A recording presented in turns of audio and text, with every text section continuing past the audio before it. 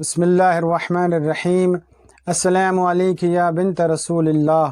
السلام علیکم ایتها الصدیقۃ الشہیدہ، السلام علیکم ایتها المجتہدۃ المقہورہ۔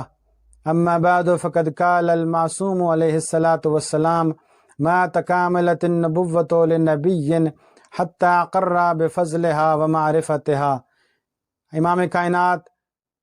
امام معصوم ارشاد فرماتے ہیں کہ کسی نبی اور کسی رسول کی نبوت اور رسالت اس وقت تک مکمل نہیں ہوتی جب تک وہ اپنے نفس پر بی بی کونین فاطمۃ الزہرا سلام اللہ علیہا کی فضیلت اور ان کی عظمت کا اقرار نہیں کر لیتے۔ جس طریقے سے امیر المومنین علی ابن ابی طالب کی ولایت کے بغیر کسی نبی کو نہ نبوت ملتی ہے نہ رسالت ملتی ہے، اور امیر المومنین کی ولایت کے اعلان کے بغیر نبیوں کے سلطان کی نبوت غدیر خم کے مقام پر علی کی ولایت کے بغیر مکمل نہیں ہوتی، دین تکمیل کے مرحلہ تک نہیں پہنچتا۔ اسی طرح سید کونین کی ولایت، ان کی فضیلت اور عظمت کے اقرار کے بغیر کسی نبی کی نہ نبوت مکمل ہوتی ہے نہ ہی رسالت مکمل ہوتی ہے۔ وہ بنت رسول، وہ عظیم ہستی کہ جو عنصر حیات ہیں، جو عنصر دین ہیں، جو عنصر کائنات ہیں، اس حضرت ام سلمہ جو کہ حرم پیغمبر گرامی ہیں، وہ ارشاد فرماتی ہیں پیغمبر گرامی کی حیات طیبہ کے آخری دن تھے، میں اور رسول مقبول اپنے گھر میں موجود تھے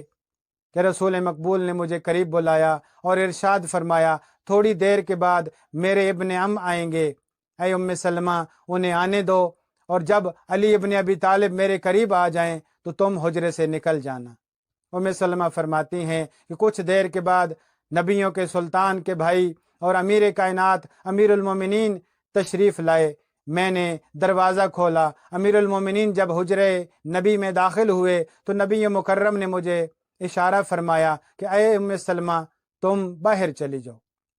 ام سلمہ فرماتی ہیں جب میں حجرے اور اتاق سے باہر آئی لیکن تاب نہ لا سکی اور نبیوں کے سلطان کی جدائی اور امیر المومنین کی جدائی برداشت نہ کر سکی۔ تھوڑی دیر کے بعد جب میں دوبارہ حجرے میں داخل ہوئی تو میں نے عجیب منظر دیکھا۔ دونوں بھائی انتہائی قریب بیٹھے تھے، دونوں کے زانوں اور گھٹنے ملے ہوئے تھے۔ امیر المومنین کا چہرہ مبارک نبیوں کے سلطان کے چہرے مبارک کے قریب تھا، دونوں کے کان آپس میں ملے ہوئے تھے، اور رسول مقبول کچھ باتیں امیر المومنین کے کان میں کر رہے تھے۔ جب میں اندر داخل ہوئی تو نبیوں کے سلطان نے گفتگو ختم کر دی اور بند کر دی، اور مجھے اشارہ فرمایا کہ تم باہر کیوں نہیں جاتی؟ میں نے عرض کی